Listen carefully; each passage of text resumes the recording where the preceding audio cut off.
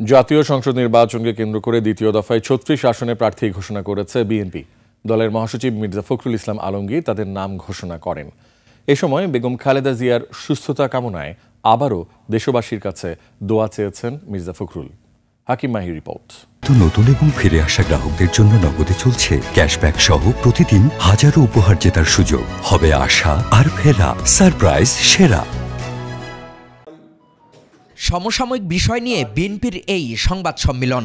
কথা বলেন দলের মহাসচিব মির্জা ফখরুল ইসলাম আলমগীর। তিনি বলেন ৩৬টি ফাঁকা আসনে প্রার্থীর নাম ঘোষণা হচ্ছে। এসব নামে আর পরিবর্তনের সম্ভাবনা নেই।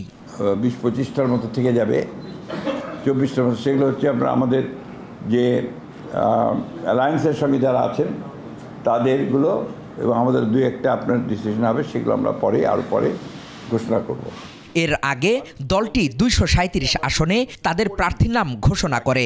এর মধ্যে মাদারীপুর ১ আসনে ঘোষিত প্রার্থীর মনোনয়ন স্থগিত করা হয়।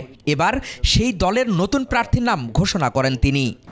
রাজবাড়ী ২ মোহাম্মদ হারুন রশিদ, ফরিদপুর ১ খন্দকার নাসিরুল ইসলাম, মাদারীপুর ১ নাদিরা আখতার।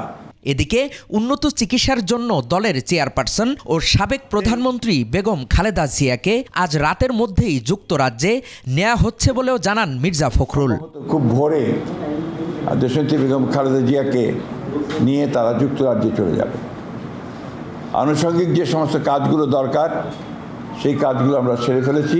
বেগম জিয়ার সুস্থতায় দেশবাসীর কাছে দোয়া চান বিএনপি মহাসচিব। নিরাপদভাবে নিয়ে যান এবং সুস্থ হবে আমাদের মাঝে, আমরা যেন তাকে ফিরে পেতে পারি। হাকিম মাহি, ২১ টেলিভিশন, ঢাকা।